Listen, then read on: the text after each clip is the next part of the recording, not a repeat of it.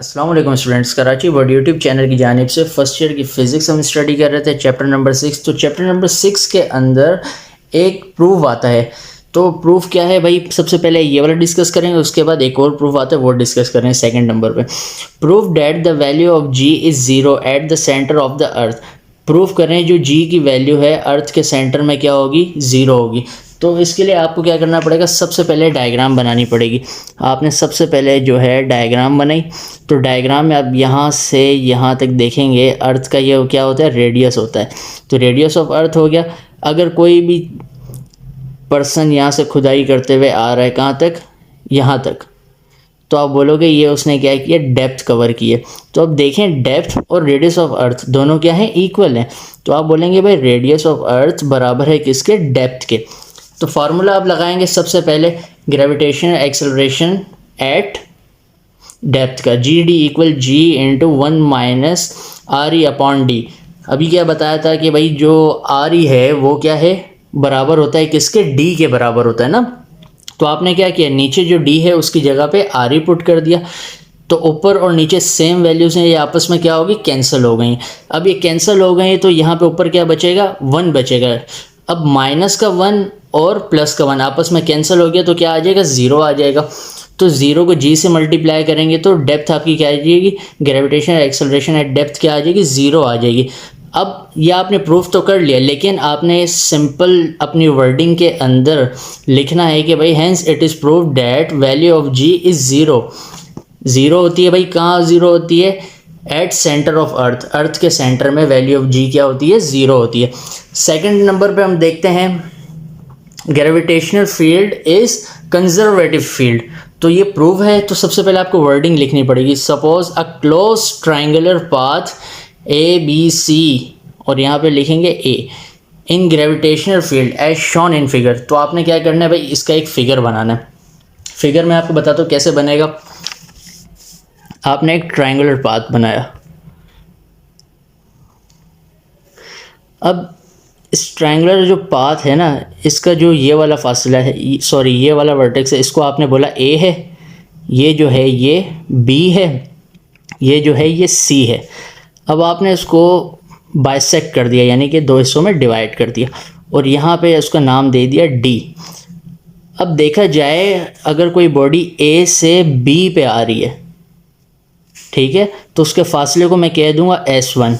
अगर कोई body B से सी की तरफ जा रही है, इसके फासले को मैं कह दूंगा S2। और अगर सी से वापसी रिटर्न ए की तरफ आ रही है तो उसके फासले को मैं कह दूंगा S3। याद रहे यहाँ पे बनने वाला एंगल जो होता है वो है अल्फ़ा, और यहाँ पे बनने वाला जो एंगल है वो है बीटा। ये क्या है भाई, ये हाइट है। अब इसको ज़रा देखते हैं मज़ीद। अब यहाँ पे लिखा हुआ है एक फार्मूला आपके पास, work done from A to B, A से बी के वर्क डन। तो आप क्या लिखेंगे, वर्क लिखेंगे, छोटा सा लिखेंगे ए टू बी, इस तरीके से लिखेंगे। फार्मूला क्या होता है भाई, आपके पास फार्मूला होता है वर्क का, W बराबर होता है F डॉट एस के। ये डॉट प्रोडक्ट में लिखा है, लेकिन जब आप इसे स्केलर प्रोडक्ट स्केलर में लिखेंगे, स्केलर फॉर्म में कैसे करेंगे, FS कॉस थीटा। तो ये इस तरीके से आप लिखेंगे। तो यहाँ पे लिखा हुआ है, मैं बात कर रहा हूँ ए से बी की, कोई भी बॉडी क्या कर रही है, ए से बी की तरफ जा रही है ना।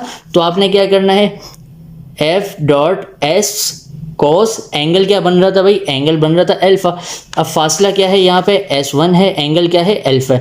तो S की जगह पे S1 लिखेंगे, जो एंगल थीटा है उसकी जगह पे आपने क्या लिख देना है, सिंपल अल्फा लिख देना है, और इसको इक्वेशन नंबर 1 का नाम दे दें।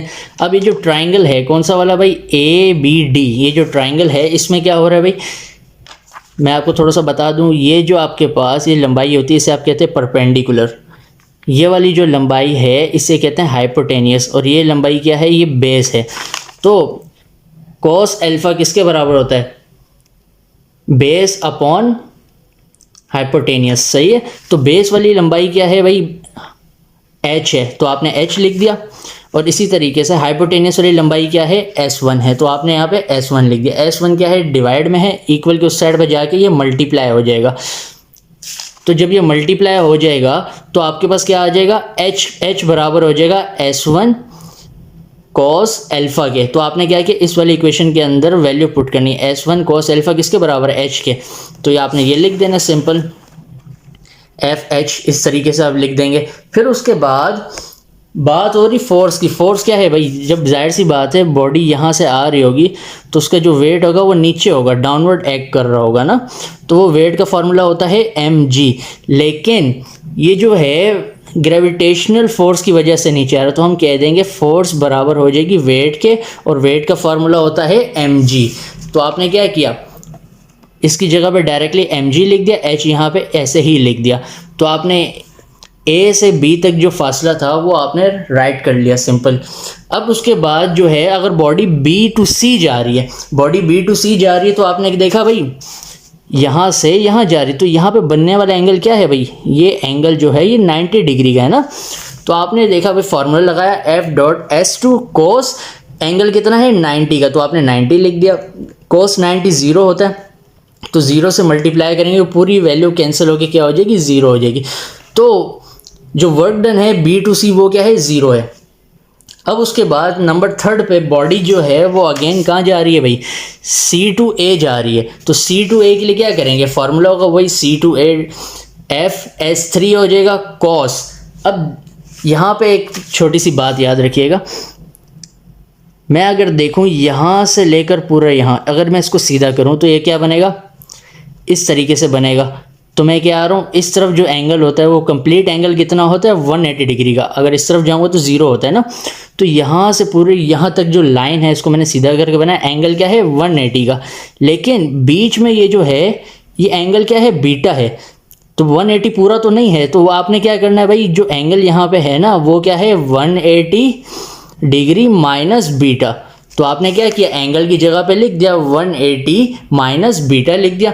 अब मैथमेटिक्स की एक प्रॉपर्टी होती है, cos 180 माइनस बीटा बराबर होता है किसके, cos माइनस बीटा के। इसकी जगह पे आपने लिख दिया cos माइनस बीटा, बाकी सारी चीज़ वैसे ही रही। अब ये माइनस है ना, तो माइनस को आपने क्या करना है, बाहर लिख देना है, कोई इशू नहीं है, ऐसे भी लिख सकते हैं आप। आपने माइनस को बाहर लिख दिया। अब जो ट्राइंगल है कौन सा वाला भाई, DCA, इसमें क्या हो रहा है भाई, इस ट्राइंगल में जो है ये आपको मैंने बताया था, ये जो लंबाई है ये क्या है, बेस है। ये वाली लंबाई जो है ये परपेंडिकुलर है, और ये वाली लंबाई क्या है, हाइपोटेनियस है। ये राइट ट्राइंगल है ना। तो आपने क्या किया, सिंपल वैल्यूज पुट कर दी।